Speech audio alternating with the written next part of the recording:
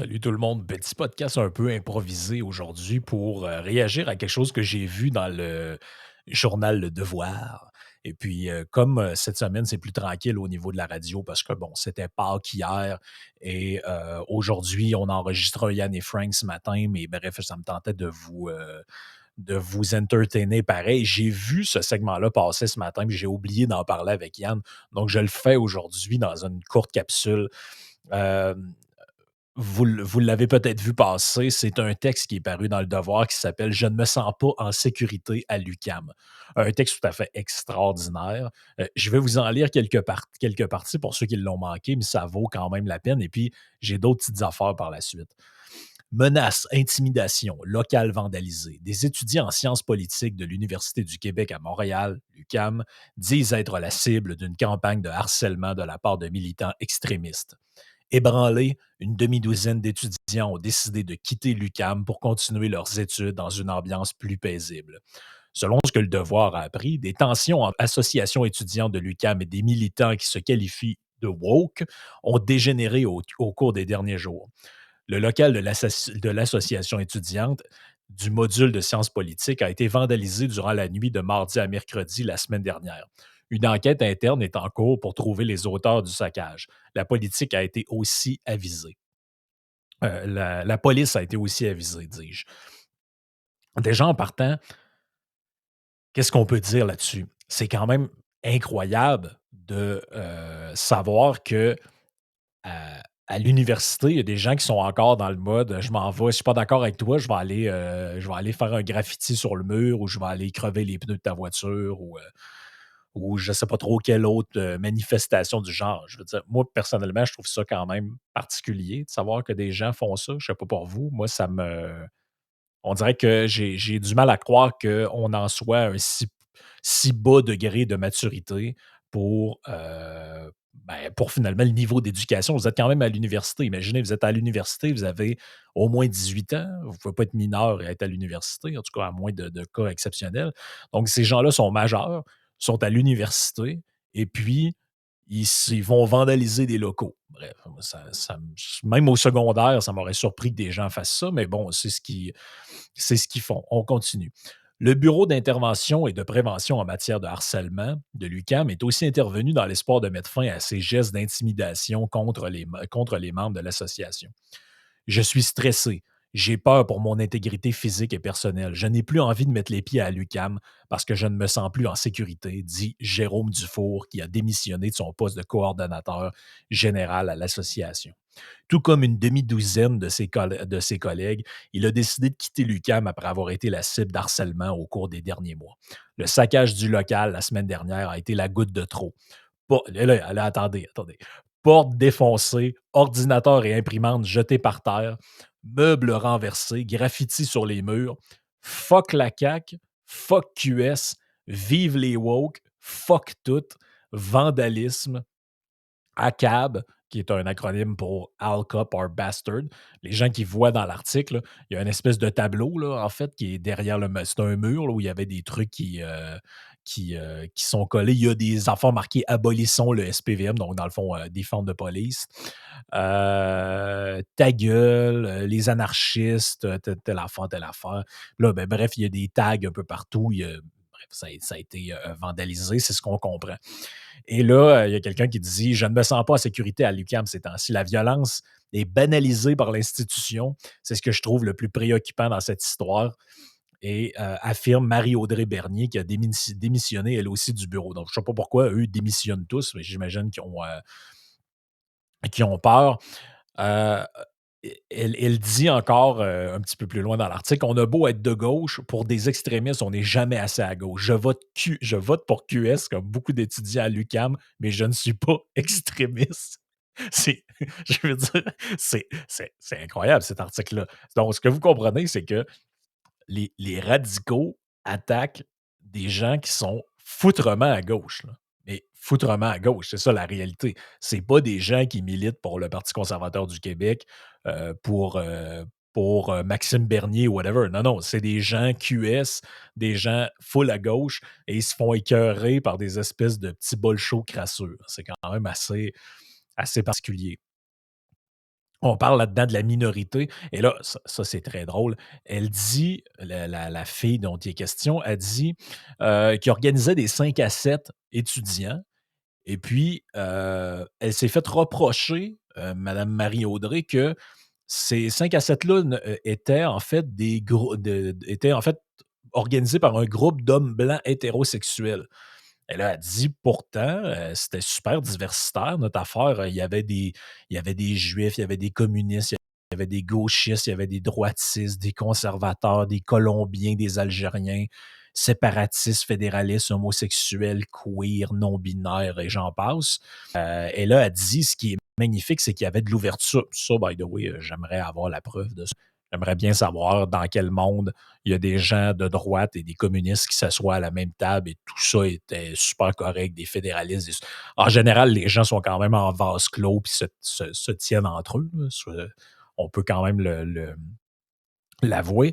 Et elle dit après ça qu'elle s'est fait invectiver par des gens. Bon, on lui disait qu'elle était misogyne, etc. Puis là, ben, on voit les images du local étudiant avec des imprimantes pétées. Bref, c'est un peu le bordel. On dit qu'il y a une enquête au niveau de la rectorat de l'UQAM. On prend ça au sérieux. On dit que on va faire quelque chose avec ça, mais c'est quand même pas la première fois que ça arrive non plus.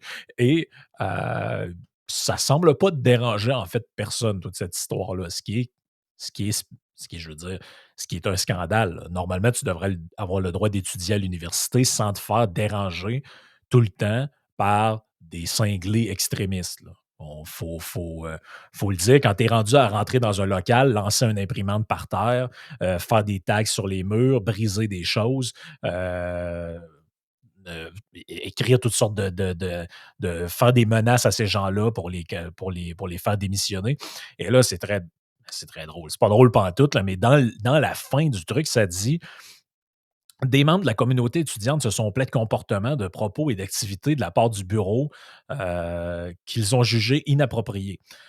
Au cours des derniers mois, des références à Donald Trump, Vladimir Poutine ont été mal reçues, d'autant plus que écoutez, ça c'est drôle, c'est d'autant plus que des mandats féministes, antiracistes et contre la montée de l'extrême droite au Québec et en Occident ont été adoptés en assemblée générale par les membres de la EMSP.